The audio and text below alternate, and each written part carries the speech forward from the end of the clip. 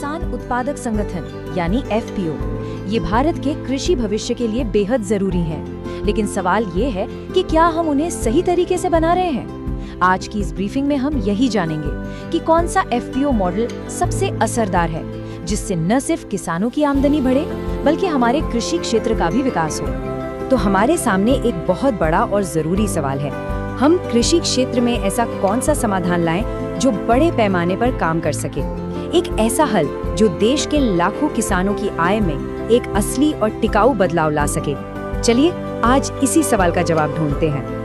देखिए, एक बात तो साफ है, जो हमारे मौजूदा एफपीओ मॉडल हैं, वो धीमी रफ्तार और पैसों की कमी जैसी चुनौतियों से जूझ रहे हैं। और अगर हमें राष्ट्रीय स्तर पर एक बड़ा बदलाव लाना है तो हमें एक नए, एक ज्यादा कारगर तरीके की सख्त जरूरत है।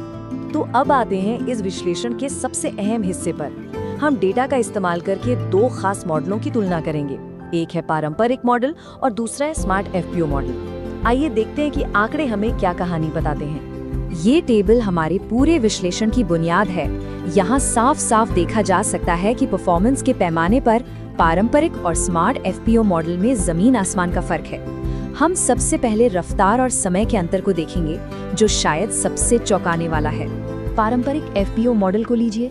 इसमें एक किसान संगठन को अपना काम शुरू करने और पहली कमाई करने में 18 से 24 महीने यानी लगभग 2 साल लग जाते हैं। सोचिए कितना लंबा और धीमा सफर है ये। और अब इसकी तुलना स्मार्ट एफपीओ से कीजिए, जो सिर्फ 4 से 6 महीने में काम शुरू कर देता है। ये रफ्तार में एक बहुत बड़ा अंतर है। इसका सीधा मतलब है कि किसान बहुत जल्दी फायदा कमाना शुरू कर सकते हैं। तो यहाँ पर दो सबसे जरूरी बातें सामने आती हैं। एक तो काम शुरू करने की रफ्तार और दूसरी पैसों की स्थिरता। स्मार्ट मॉडल न सिर्फ तेजी से शुरू होता है बल्कि 1 साल से भी कम समय में मुनाफा कमाने लगता है। वहीं पारंपरिक मॉडल को इसके लिए 3 साल से भी ज्यादा का वक्त लग जाता है। और कहानी सिर्फ रफ्तार तक की ही सीमित नहीं है। जरा इस टेबल को देखिए। मुनाफा, बाजार में बेचे जाने वाले प्रोडक्ट्स की संख्या और कर्ज से मुक्ति, हर पैमाने पर स्मार्ट मॉडल कहीं बेहतर है। सबसे बड़ा फर्क तो रोजगार पैदा करने में है। जहां 3 साल में पारंपरिक मॉडल 5-10 नौकरियां देता है, वहीं स्मार्ट मॉडल 500 से ज्यादा।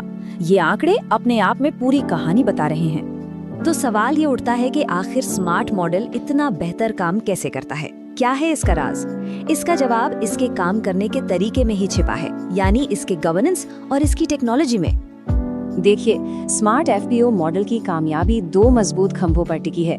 पहला है एक ऐसा गवर्नेंस स्ट्रक्चर जो सबको साथ लेकर चलता है, और दूसरा है टेक्नोलॉजी से चलने वाली एक ऐसी प्रक्रिया जो हर कदम पर रफ्तार और सटीकता बनाए रखती है।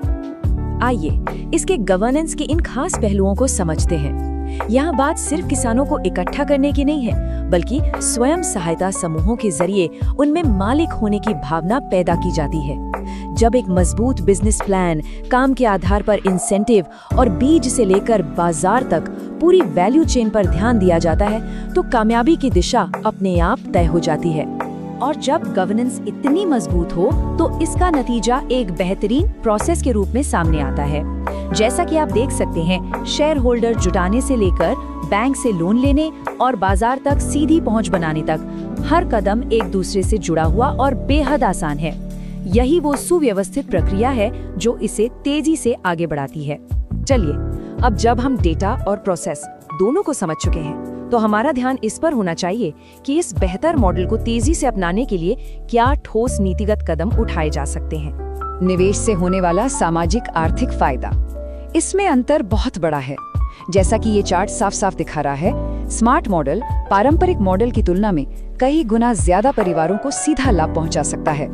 यही एक आंकड़ा इसे एक स्पष्ट नीतिगत प्राथमिकता बना देता है।